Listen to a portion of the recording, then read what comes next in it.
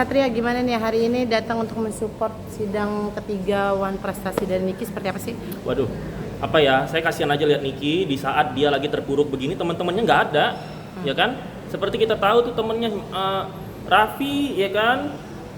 Bang Baim, Luna, Melani, Leslar tuh kan kemarin waktu sini kita diundang kan dia datang tuh. Maksud gue ya Allah, ini udah berapa bulan kayaknya mereka tuh kayak nggak ada menunjukkan supportnya ya, apa di belakang nggak tahu juga sih. Cuman kan kalau misalnya kalian tahu mereka datang pasti ke sorot media kan, karena wartawan kan terus di depan di pengadilan, terus di Polda, ini kan nggak ada sama sekali gitu kan. Jadi nggak ada salahnya saya daripada Nikita ini kesannya sendiri, mending saya datang hari ini pertama kali saya datang di pengadilan untuk Nikita. Kemarin saya pernah ngunjungin dia waktu di Polda, itu pun cuma 5 menit bisa tatap muka, itu pun dihadang sama kaca kan kalau di sana gitu. Jadi ya ini kemarin premier, saya itu paling jarang loh mbak datang premier film, padahal diundang setiap minggunya. Saya support Nikita, saya kasihan sama dia, ya udah saya datang. Ini sidang One Prestasi saya datang. Nanti sidang kasus TPPU ya, TPPU nanti saya datang tanggal 24. Terus salah satu bentuk dukungan saya akan mempromosikan film Nikita. Kalau gue sih nggak heran ya kalau Nikita, dia kan perempuan ya, pasti dari masa kecil didik ibunya untuk menjadi perempuan. Jadi pasti kalau soal masak, soal bikin jamu itu kayaknya kalau perempuan nggak akan susah untuk melakukan itu dengan hanya melihat orang lain melakukan itu. Karena kalau udah soal masak tuh kan perempuan banget kan.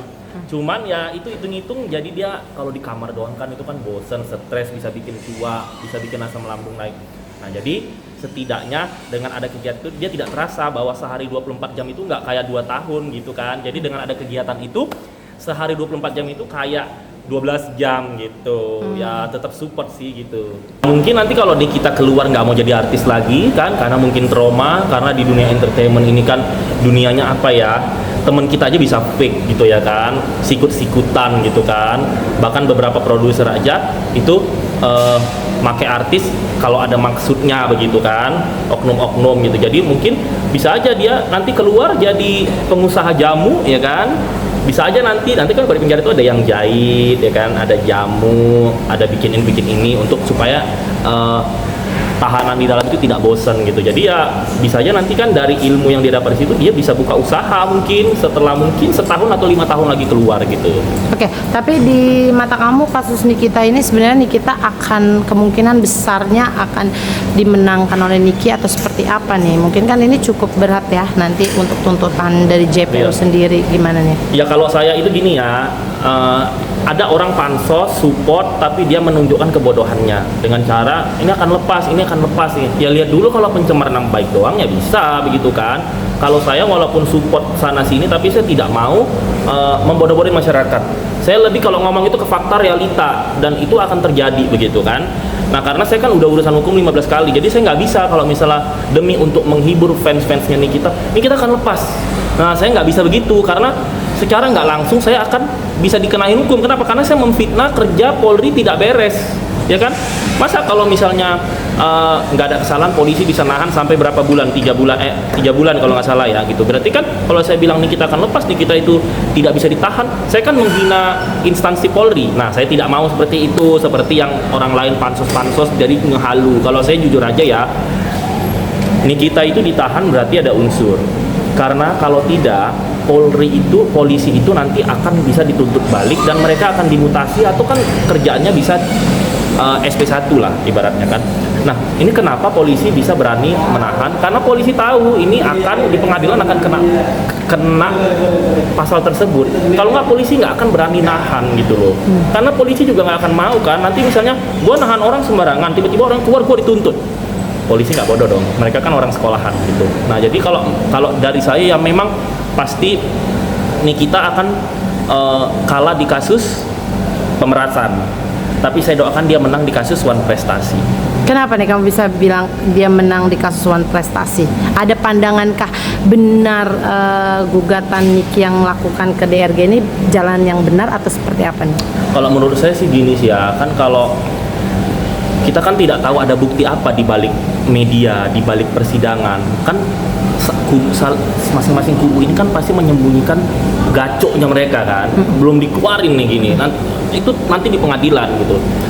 Nggak mungkin semua dibocor sama si lawannya Nikita, nggak mungkin semua dibocorkan sama si Nikita gitu. Nah jadi saya positif thinkingnya gini, kalau Nikita tidak punya bukti, dia kan bukan orang bodoh, nggak mungkin dia ngelaporin Wan Prestasi. Begitu juga sama si dokter, dia kan bukan orang bodoh, nggak mungkin dia melaporkan orang kalau dia tidak punya bukti. Apalagi ini udah viral banget, satu Indonesia hampir tahu gitu kan. Jadi kalau menurut saya Nikita bisa menang Wan Prestasi karena saya yakin dia itu melaporkan seseorang gara-gara dia punya bukti kuat. Apalagi Bang Fahmi kan bukan pengacara bodoh atau bukan pengacara karbitan kemarin sore, ya kan? Bikin laporan pasti ada maksud dan bukti dan tujuannya. Nah, begitu juga dengan DRG gitu. Jadi pasti dua-dua tuh punya gacok yang belum dibongkar di media, belum mereka umumkan, tapi udah dipegang oleh kejaksaan. Oke, berarti tadi kan kamu bisa mengatakan kalau pidana kemungkinan Nikita akan kalah, Iya. akan dituntut. Oke. Nah, ini kan tuntutannya lumayan cukup berat ya, bisa 9 sampai 12 tahun. Ini gimana nih tanggapan kamu kan? Apakah nanti mungkin yang setahu kamu kalau sidang Wan Prestasi dia dimenangkan, apakah bisa meringankan tuntutan pidana dia atau seperti apa nih menurut kamu? Di 9 tahun 12 tahun seorang Niki akan ditahan, gimana? Kemarin itu kan saya baca kalau nggak salah 20 tahun malah ya. Nah, biasanya Pak Hakim itu dia memutuskan setengah dari 20 tahun kalau terbukti.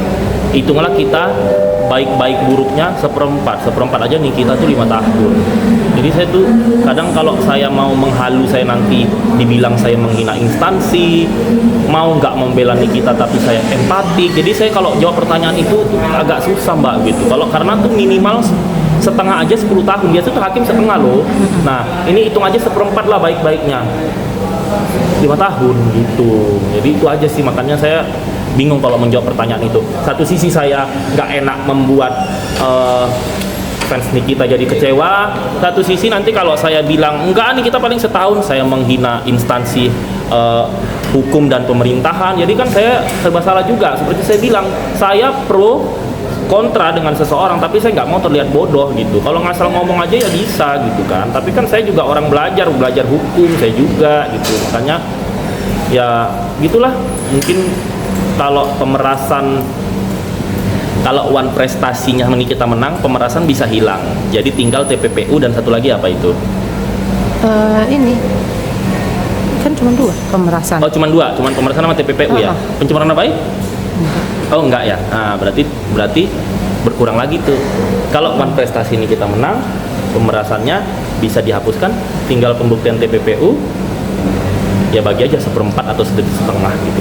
Berarti kan misalnya itu terjadi, kita kan nggak tahu ya karena belum berjalan.